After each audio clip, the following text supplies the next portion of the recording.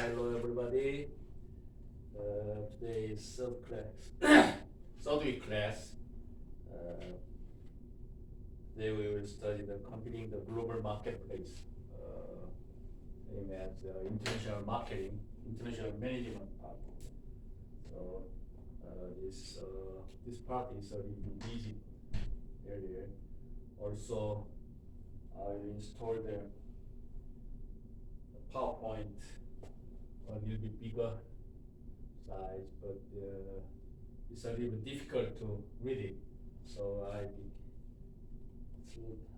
slowly read it, the contents and explain. Okay, today we will study the global marketplace. So I will introduce the learning outcomes. After review this chapter, you should be able to answer these questions. This means is learning outcomes. So first, this chapter consists of 9 outcomes. It means we have 9 kinds of questions about the global marketplace. The first question is, why is global trade important to the United States, and how is it measured? So the global trade is important. Also, how it measures. And number 2 is, why do nations trade? All nations need to trade, national trade between the countries. So what the reason? And third question is, what are the barriers to international trade? If there are some national trade, there are exactly have some barriers. Barriers is obstacles. So the trade, basically, national trade occurs between several countries, several nations, several countries. So the national has some different aspect, their own condition. So there are some problem for import and export. So what kind of barriers in there, we will stay there. And number 4 question is, how do governments and institutions foster world trade? It means these government and institutions fostered and foster the world trade. So how we bring up the foster means is bring up. Let's make it slightly enlargement. So foster world trade. Number 5 question is, what are international economic communities? There are some communities and institutions or community in the world. So we introduce the international economic communities. And number 6, how do companies enter the global marketplace? So some nationals want to global marketplace, and how do they enter? There are some stages and some strategy for national trading. And number 7 is, what threat and opportunities exist in the global market? As you know, in the market, in the national trade has exactly threat and opportunities. So we will review what kind of threat and opportunities in the global marketplace. Number 8, what are the advantages of multinational corporations? So the multinational corporation means is, as you know, the huge companies in the world. So later we will definition. I'll give you the definition multinational corporation. So if the multinational companies have some kind of advantage in the world, so what is that? What are the trends in the global marketplace? So last week I talked to you each chapter, the last outcomes is a new trend. This textbook style. So the last outcome is what are the trends of fashion in the global marketplace, and then make some conclusion. Okay, so let's move to chapter consist.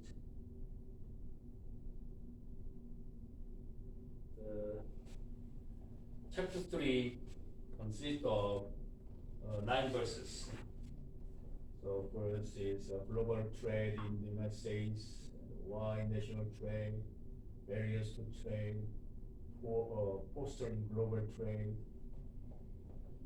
international economic communities, and participating in the global marketplace, threats and opportunities in the global marketplace, and number 3.8, the impact of multinational corporations.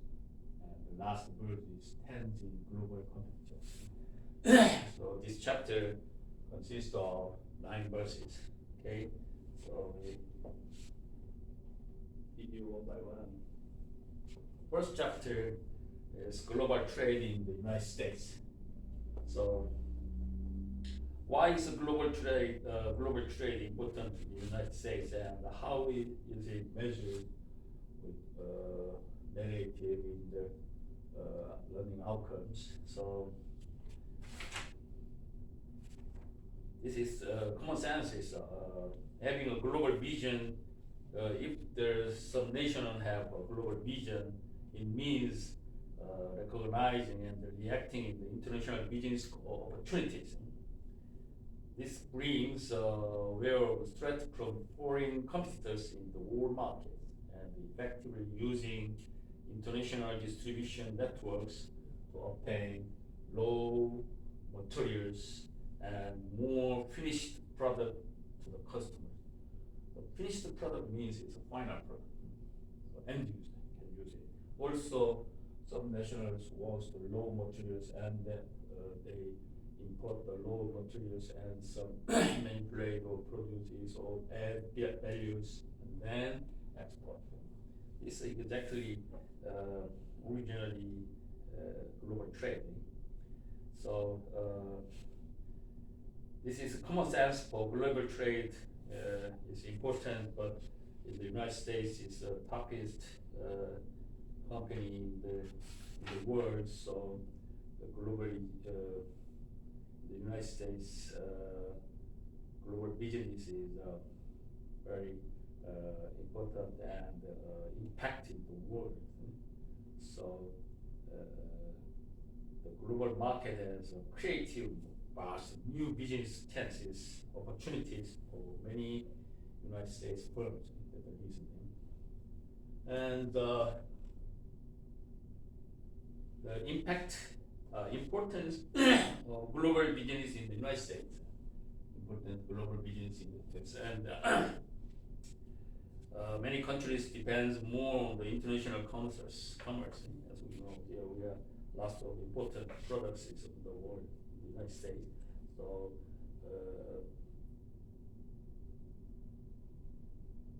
this global business in the United States is also very important to the other countries' relationship and the balance of export and import. That's the reason. And the impact of terrorism of the global trade. That is some another story. The impact of terrorism on the global trade. The terrorists attacked the Americans, as you know, the 9/11, 2001. So the terrorism is a real impact in the global trade. Nowadays it's okay, but at that time, almost 2 decades ago, it's a big problem for impact of the terrorism in the global trade. So this textbook is published almost 10 years ago. So this book is another part is we are worrying about the terrorism. Now it's news follow the news as you know, in Afghanistan, it's all American is combat. So this is another new aspect in the trade, global marketplace. So this is a whole story. Anyway, the measuring trade between nations. How we measure the trade between nations? So international trade is improved the relationship with some allies and friends and some very friendly countries. Right? So, but the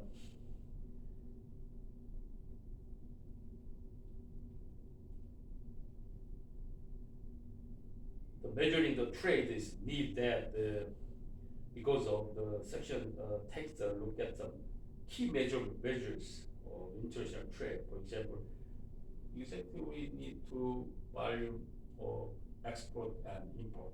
So also the balance of trade means is how the volume of import, and then what is the balance of the trade.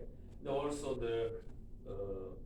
if we import the products and then we have to pay that, so the balance of payment, because we export and also at the same time we import, but we give the money to them and we receive the money from them.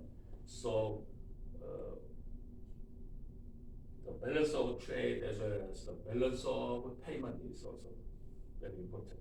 And the big issues is exchanging rate. As you know, most of the international students receive the living expense and the tuition from your country. So very serious for you guys. So exchange rate is also very important factors in the international management. And that's export and import. What's the meaning the export? Export meaning goods and services made in one country and sold to others. It's export, as you know. Import means is goods and services that are bought from other countries. We buy from other countries. It's import. So export and import is global trade in the United States section. We import that. The balance of trade. The balance of trade means is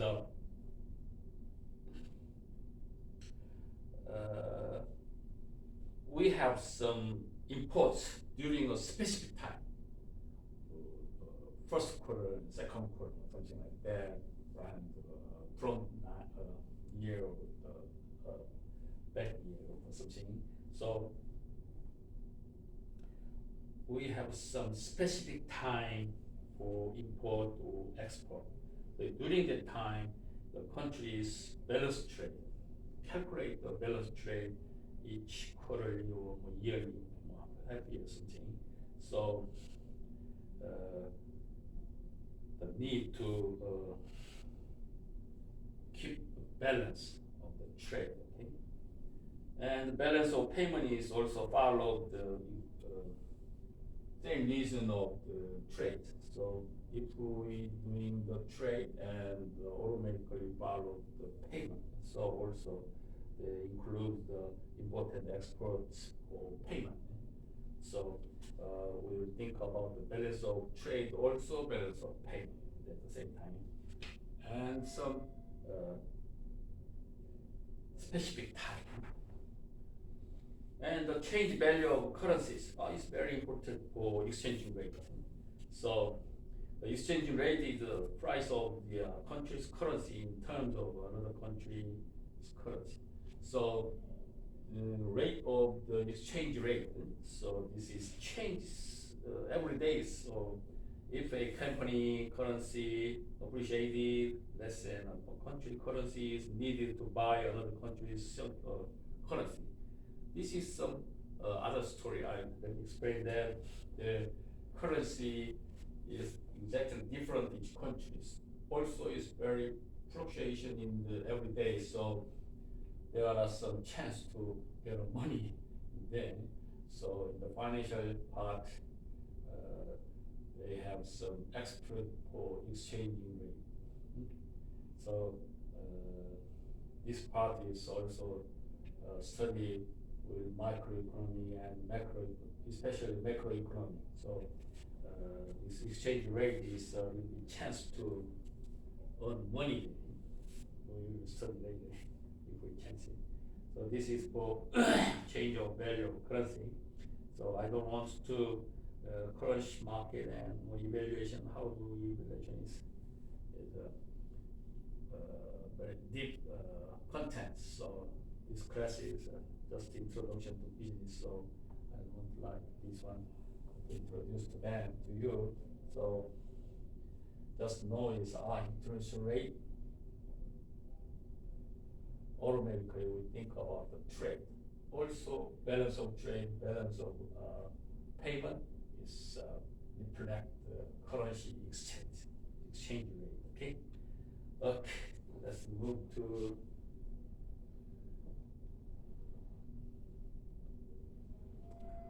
national trade is three things. Let me do the economic development program and industrial policy, public choice analysis is national trade policies.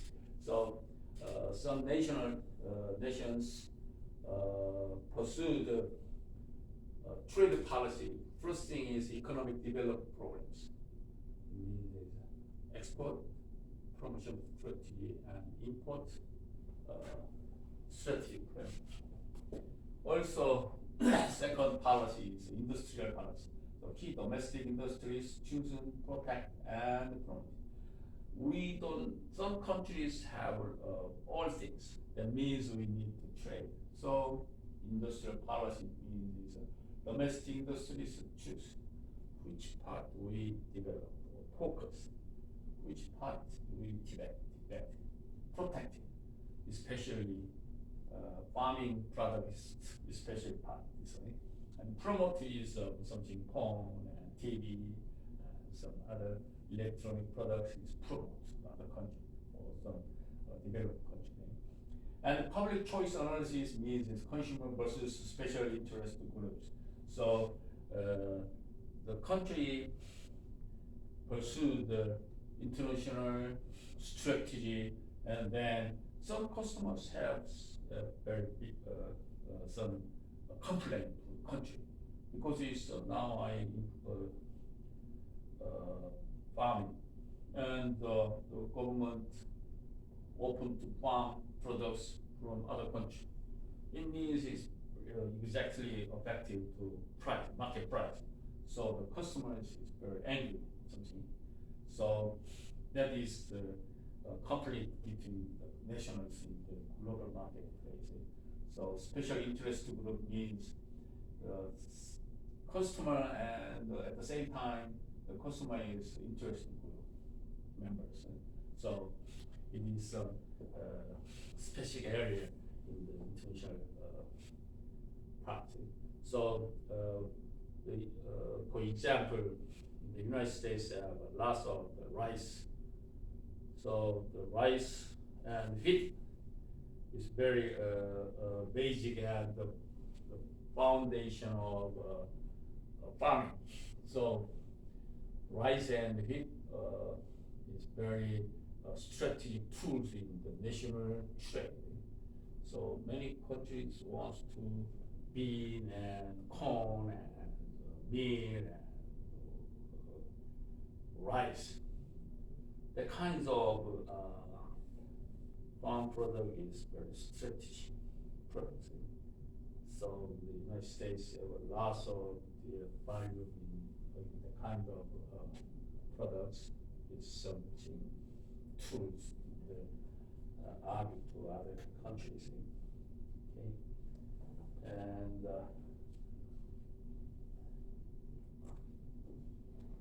next.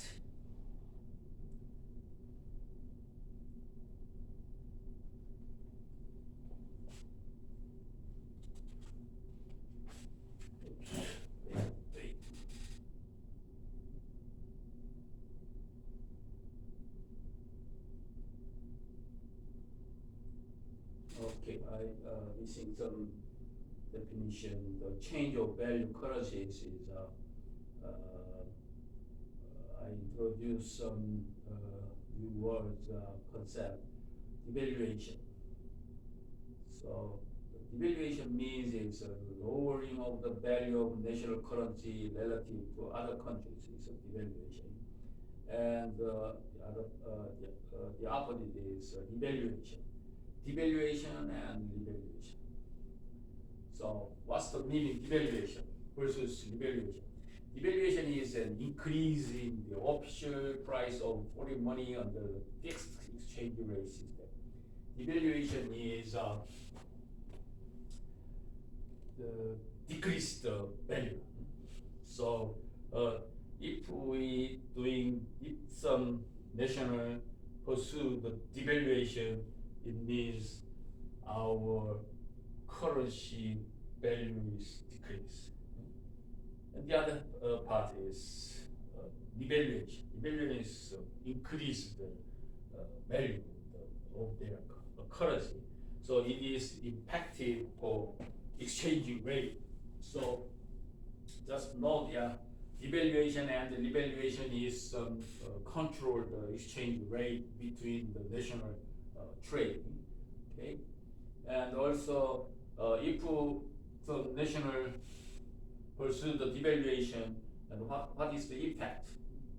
If the import doing the devaluation, and then the importers is more expensive because it's the value is decreasing. So that's why the lower quantity of import means is as the importer is give more money to other countries because it's our currency is value is low. That's why the imports is expensive. That's is decreased value. So later is impact for inflation, higher inflation. So most of the national policy, government policy is circulation. So we are doing devaluation and then import, the decrease the import, but it's inflation, and then how do we escape the inflation? It's devaluation, and then export is cheaper. So that means is we are more products from other countries. For example, now it's $10 each one, but if the country devaluation, and then finally we can export two things, for example, $5 each one. That is devaluation. So next step is export is cheaper, and then they increase the quantity of export. You know what I'm saying? So and then obligate demands rise. Total export quantity is increased, and then that means it's connected inflation. So most of them is their balance. So the balance, what is in the economic or business part, we say equilibrium. Equilibrium. Very important word. So equilibrium means balance. So how we do make evaluation, balance and equilibrium? So this word is everything is this one. So demand and supplies. Quantity one, price one. So demand curve is increased that later we study more, and then price is increasing. Move with this one. Hit.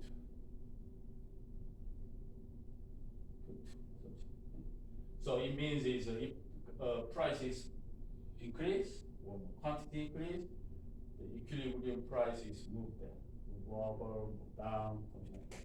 this is for first chapter of Introduction to Economics. So most of the principle of phenomena we can explain through the equilibrium theory, that is balance theory. So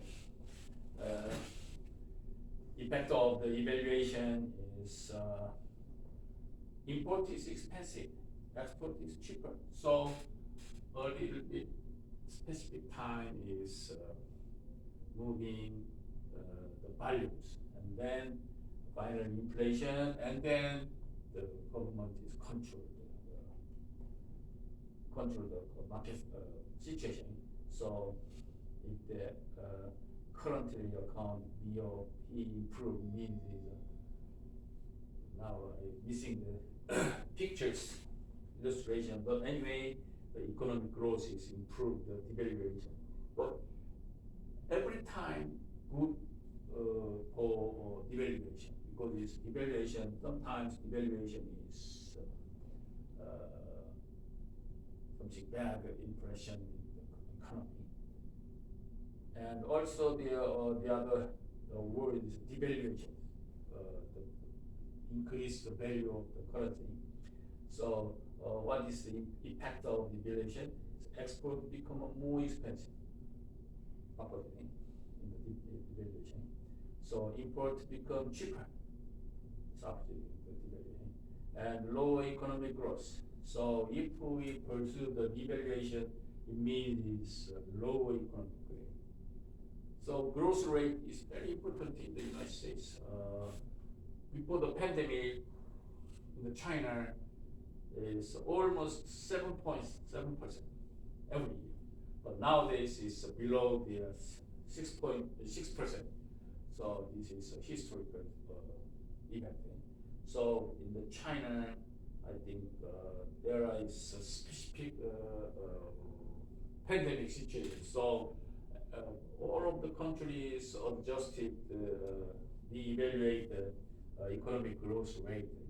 So, for example, in the United States, the first time they are 3.6 or something like that, but now it's below 2.0 or something.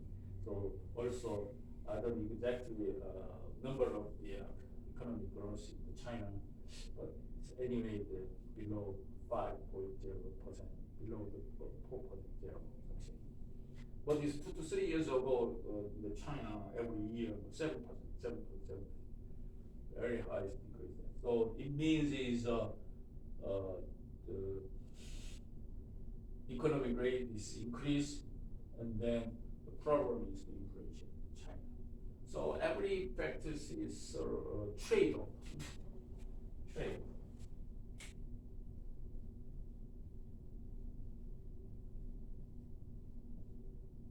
Some Chinese and Korean guys understand this word. It's like so trade-off means is complete, and there are pros and the cons, and we give the deflation and inflation, something like that. So every economic situation explained through the trade-off situation. So lower growth is sometimes is good, sometimes it's bad. Also, the other in the reference in the economic growth is related for population. So, for example, in the China, every year 7.5 increase the economic growth, and minus how many increase the population 3.0 net economic growth is 4.0. So this economic growth and the population increase rate is exactly related movement. So now yesterday I heard some news in the China it's going to decrease the population rate. Now it's 1.7 means is each family have only 1.3 babies. It's very low. So in the China government is pushed to children, baby. So just forecast is after 45 years later, the China population is cut half.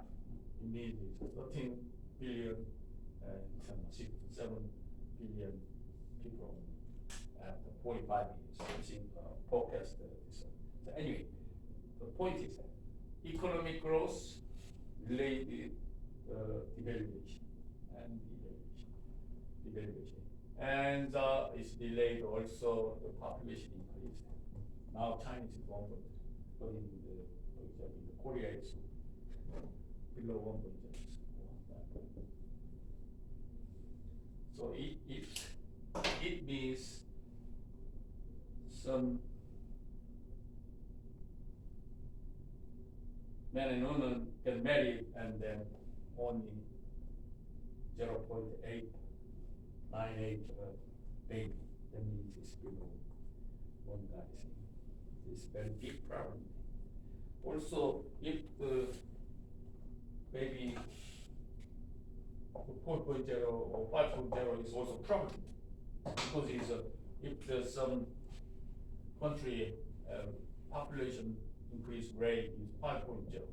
This 7.5 is very difficult thing, but anyway, this for example. The 7.50 only the country increase the economic growth is 2.0. So everything is related. Economic growth, population increase, and the economic growth related the devaluation, the exchange rate, export and import. Okay, currency evaluation. So also the evaluation impacts is current account deficit. Correct. As I said, lower inflation. So if some country pursue the devaluation, always inflation is good. But devaluation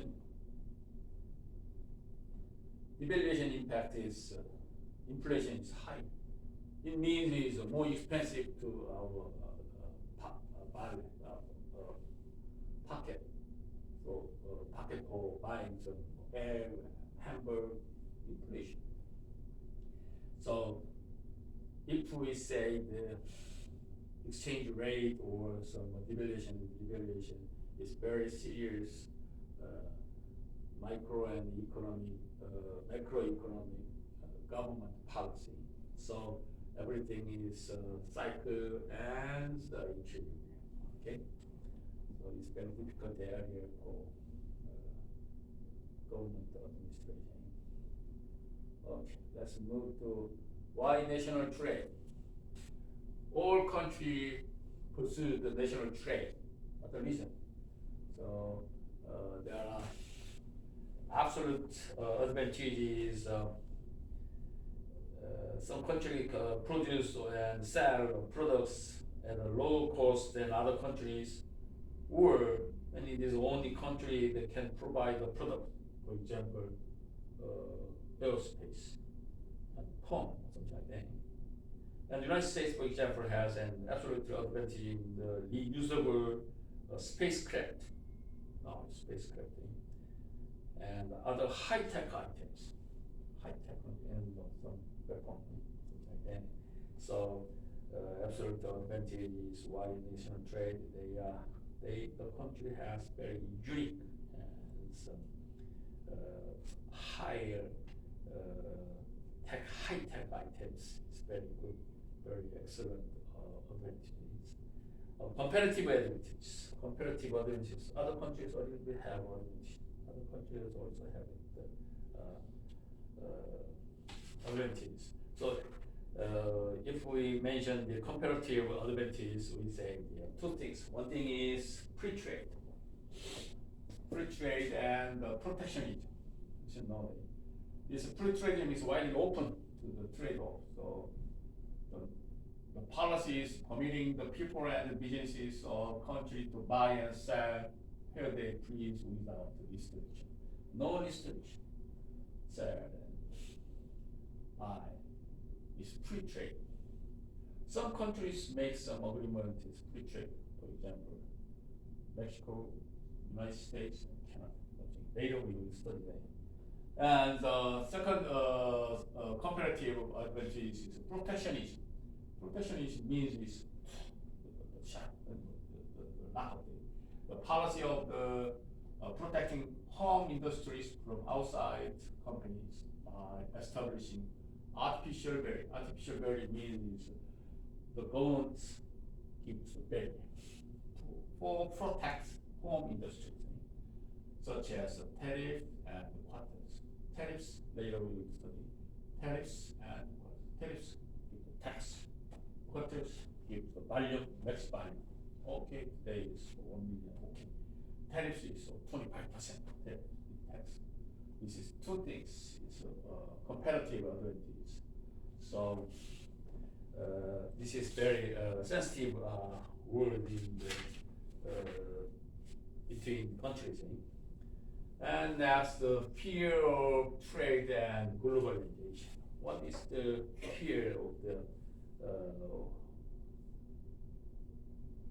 trade? So anyway, the countries, if they open their market and then customer or more specified groups is very much strike. So in this case, the government how to deal them and then come down them and persuade their own governments, people, and then the industries. This is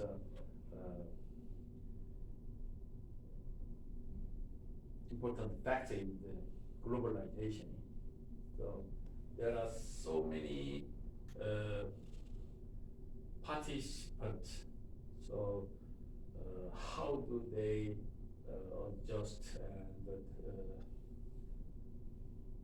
control that each groups in the national trade? It's very difficult things. So anyway, all countries have same problem. And the benefit of globalization. The benefit of globalization. So there are some globalization trades pros and cons, but this chapter only introduces the benefits. If some country pursue the globalization, what kind of benefits is? First thing is productivity grows more quickly. So because that means is productivity means the quality, product quality and service. So if we open the globalization in the world and then some very high tech company or high tech product is imported, so the own national people's customers knows the productivity means is quality. So other they own industries very quickly develop the productivity and quality. And the global competition and the cheap inputs keep price down. So inflation is less likely to stop economic growth. So as I said, the devaluation. So if we open the global competition, it means it's a very cheap import. We can import very cheap product and services. So and then the price is down. That means is automatically we worry about the inflation. So they are suffering. That's it. And open economic spurs innovation, fresh idea, because if we some product import from abroad on the world, and then the customers compare the products, their own product and import item, and then it means it's very spurs keep the shock to the own countries, own industries, and then they need innovation. And if we increase the import, and then the country has more information about the products. So it is all helpful for their own industry for knowledge and some information learns from the global products. So if some countries open the globalization, there are some benefits in them, as you know that. And next, barrier to trade. Some cases benefit, but some cases, as I said, first thing, we have some barriers to trade because its first reason is protect their own product. So international trade is carried out by both businesses and governments. So in the general, trade barriers keep firms from selling to one another in foreign markets. So the major obstacles is barrier. So to international business trade, the natural barrier, tariff barrier, and the non-tariff barrier. So there are three things.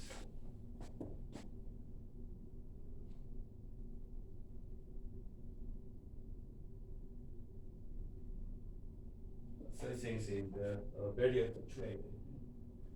So first is natural barriers is physical or cultural. For example, if we the raising of beef in the relative one of Argentina is very big beef farming. So is that the cost of shipping beef from South America is another problem is distance, very long distance from Australia, from Argentina.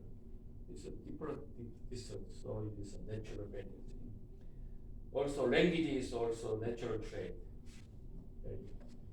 So, natural barriers is, for example, some language, a very difficult language, and is also a barrier. And some distance is also natural barriers in national trade. And tariff barriers. Tariff barriers is, as I said, is some specified product and services charge the tariffs. And this, before pandemic, the United States and China have some very big tariffs completely. Do you remember that? This is for tariff barriers. This Donald Trump is charged for Chinese some farming,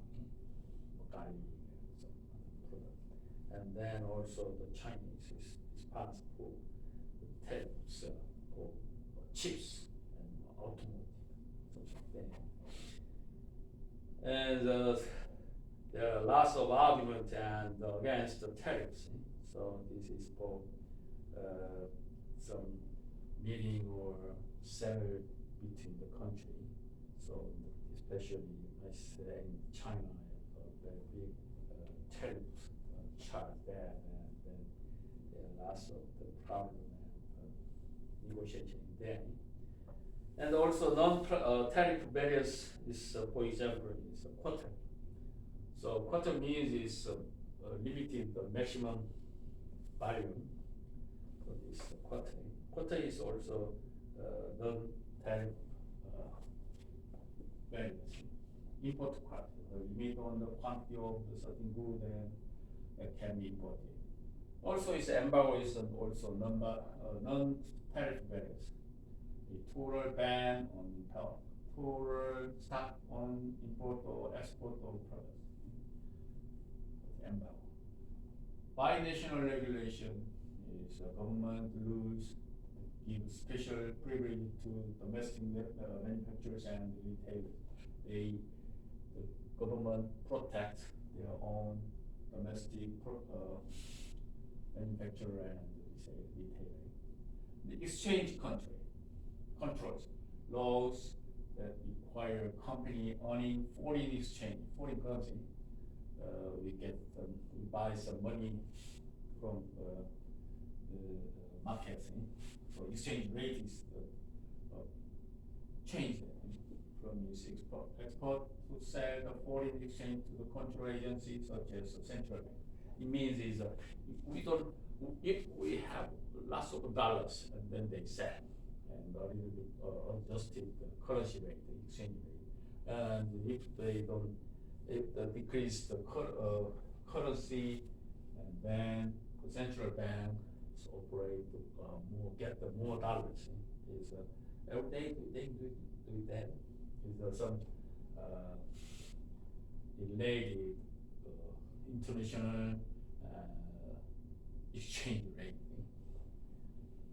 Okay, let's move. I explained the factors of the international trade.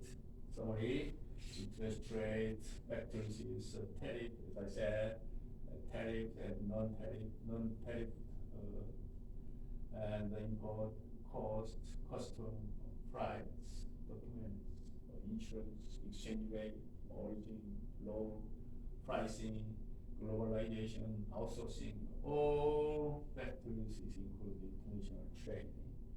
So each part has their own policy, cost policy, customer strategy. And price means it's a lot nowadays very important. It's a logistics, insurance, document. Okay, let's move to 3.4 versus fostering global trade.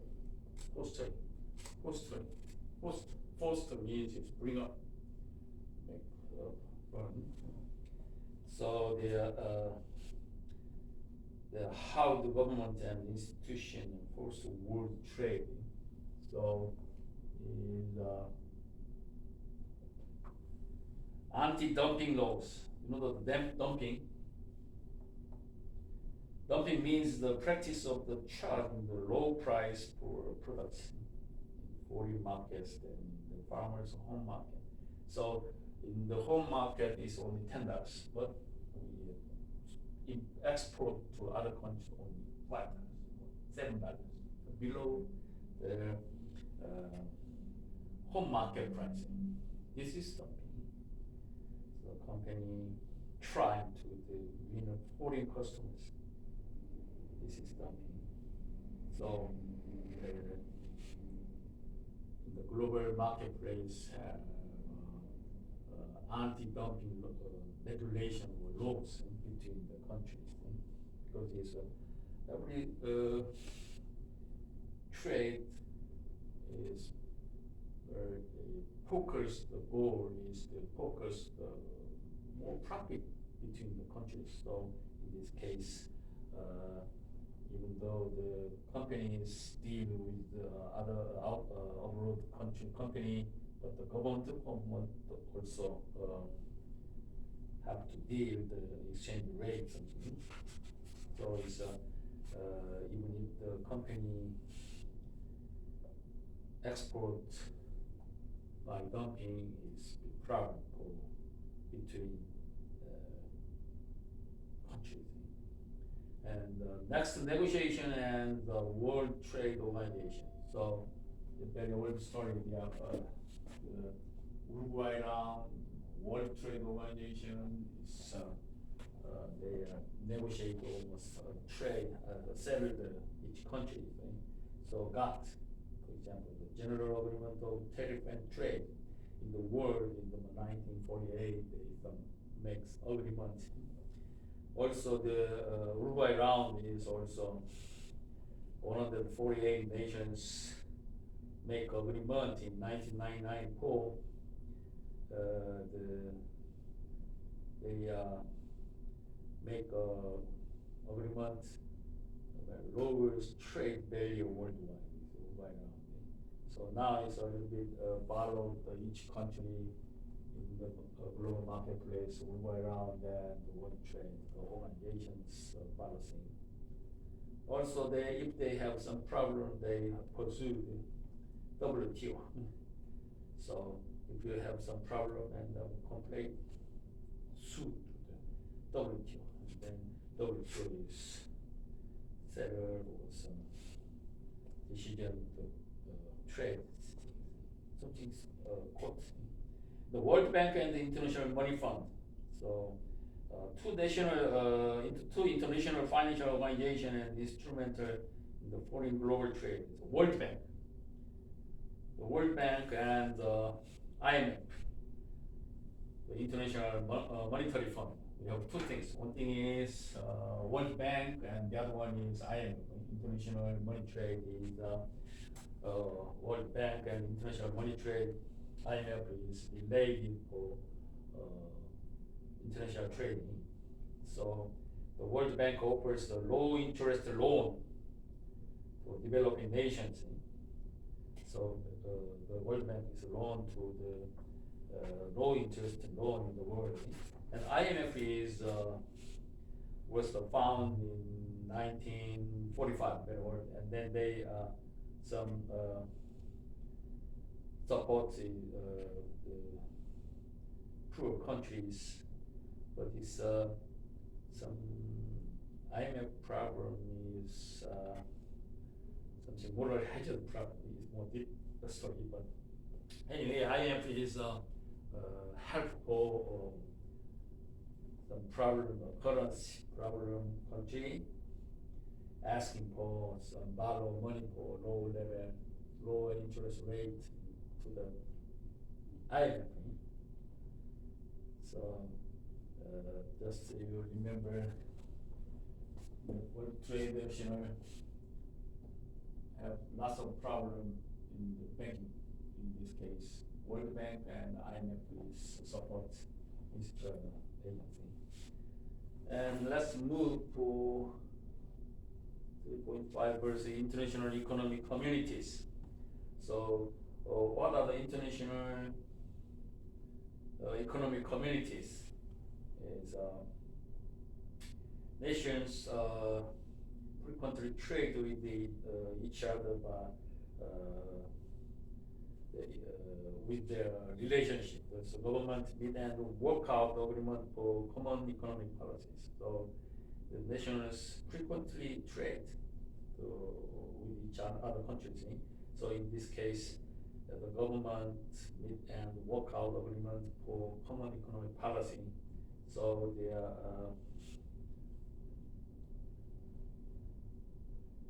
there are some pursue the preferential tariffs. The tariff that is lower for some national than for others. So it's we treat some special treat for very poor country or more friendly country or between the nations. So it's a preferential tariff because it's for example, nowadays it's pandemic, so we have to support some Mexico, and then lots of the international trade. In this case, temporarily they charge for preferential tariffs to Mexico products. This is the lower than others. This is preference. Also, the free trade zone, an area where the nation allow free or almost free trade among each other while imposing tariffs on goods of nation outside of them. Means is some specified area, it's the free trade zone, and all product occurs exchange in the free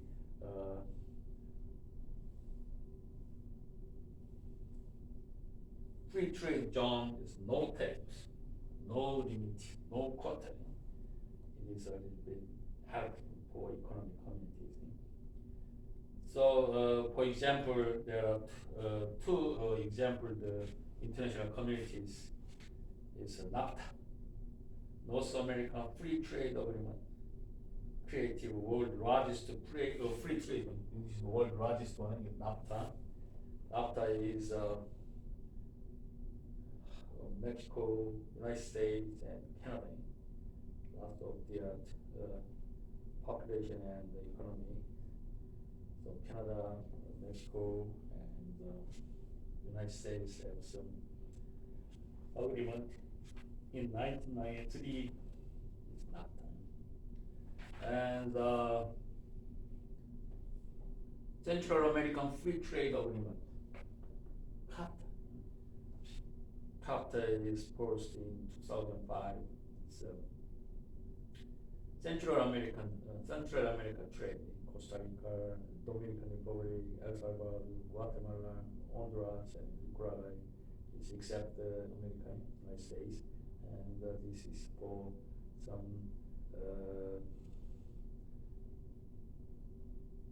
make agreement between Central American countries. And as you know, the EU, it's European Union, is very big. In 1993, the member countries of the European Community (EC) ratified the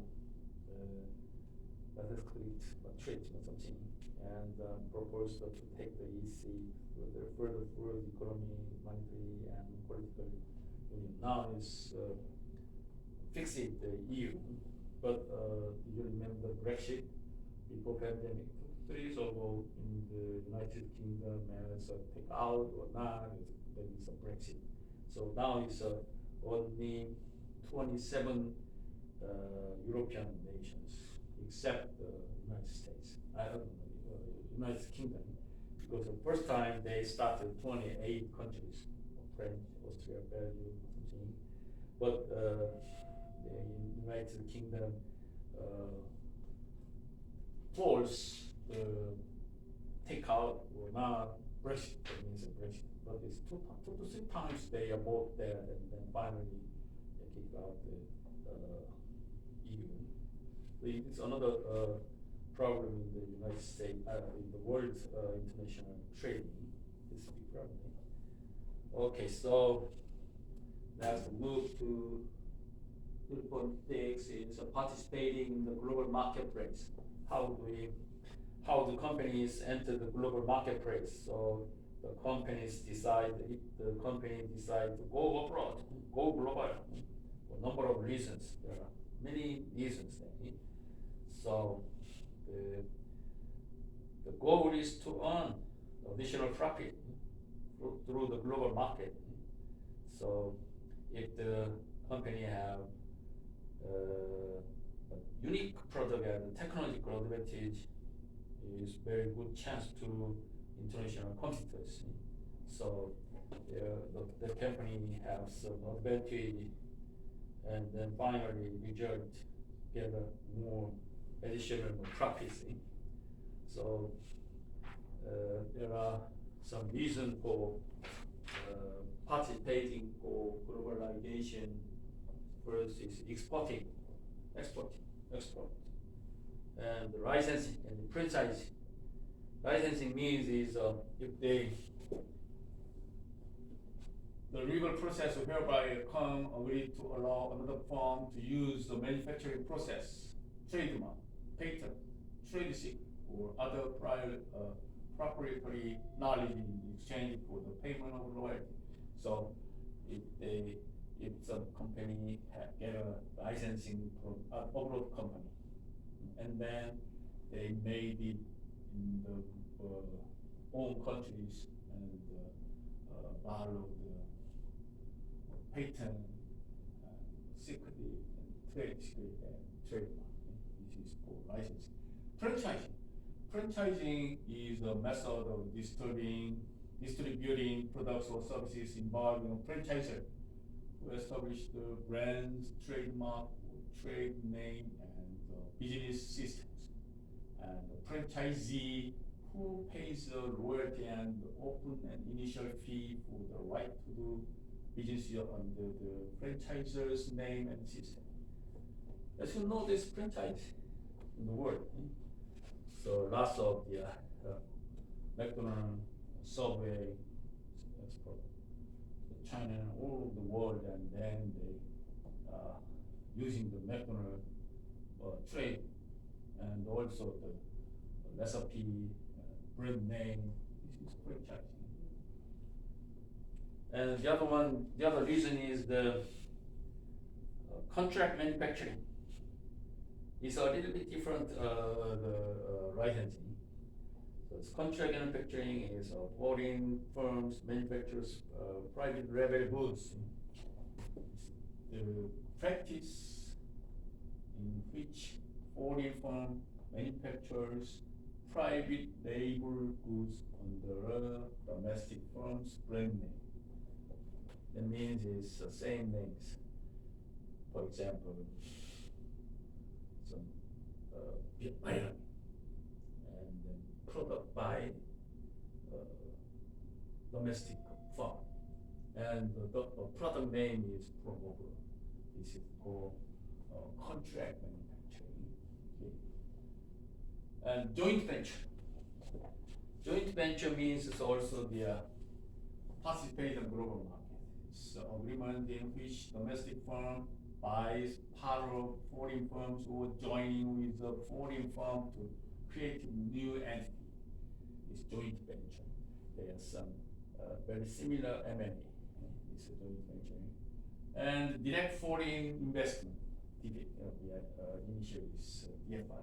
Active ownership of the foreign company or manufacturing or marketing facilities in foreign country. We invest directly, DFI. And counter trade, a form of international trade in which part of or all of the payment for goods and services is in the form or other goods and services. It's a counter trade, and give and take, give and take. This is for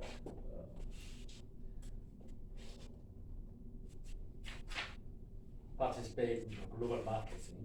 Okay. Okay, let's move to in the global markets some threat and opportunities. The threat and the opportunity, the risk and some chance in the global market. Political consideration. If some company, if some governments think about it, oh, we are participate or open the global markets, and then how do we do that? So we think about two things. One thing is nationalism. Nationalism means it's already protecting, as you know. The sense of national consciousness that roots the culture and interest of one company over those all other countries. Nation, very high barrier and high protect their own companies.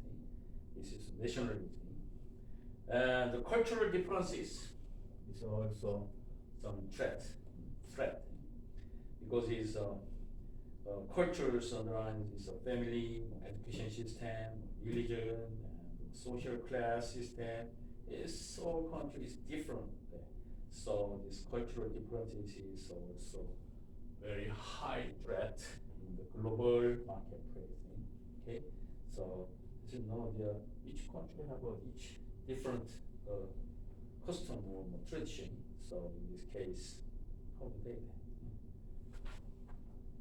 And the economic environment is also very important factors for threat, or sometimes it's opportunities. Economic environment.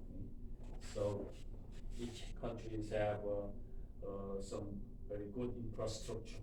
It means it's very good portals and airport, very big ship or some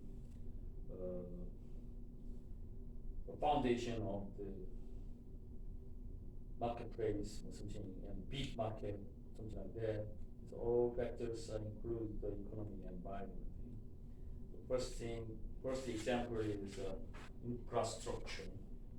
Infrastructure is very important for export or global market because it's transportation, very important part, as you know. And next, the impact of multinational corporation. The impact of multinational multinational corporation. The multinational corporation means is a corporation move resources, goods, services, and skills across national boundaries without regard to the country in which their headquarters are located. This is a multinational corporation. So multinational corporation each good, resources, service, and skills is corporate, but without regarding the boundaries. So, but the headquarters is located in the home country. This is multinational corporation. Multinational advantages. What is the multinational advantages is escape the embargo, especially recently. So multinational can open overcome trade problems, for example, embargo. So there are several advantages over other companies, and then the multinational companies will escape the tariff or some embargo or quota. So multinational pursued some companies, multinational systems in the world. And finally, the trends in globalization competition. What is the question or trend next? Globalization, global competitions trend. Market expansion. As you know, the market is bigger and bigger. Resource acquisition. There are many resources in the world, but they don't have the infrastructure or development. So global competition exactly acquire the resources. And the emergency of China and India, why these others focus to two countries, huge population. China is 13 billion. India is almost 10 billion. About America, 3.5 billion. So the population is huge. So the emergency of China and India means is anyway the China and India is economy powerhouse. It's very globalization, good chance to countries. This is for new trend in the global marketplace competition. Okay. Today we will study the competing in the global markets, lots of the factors. So simply you remember what is the trend of global competitions, lots of company and gather resources, expand the market. And also in the global marketplace was threat and opportunities. So anyway, the global competitors, global marketplace enlarged, expand the world. Okay, today class is all the way, and nowadays very difficult pandemic situation. Okay, better be careful the health way, and see you next week in a good health, good way. Okay, thank you. Bye.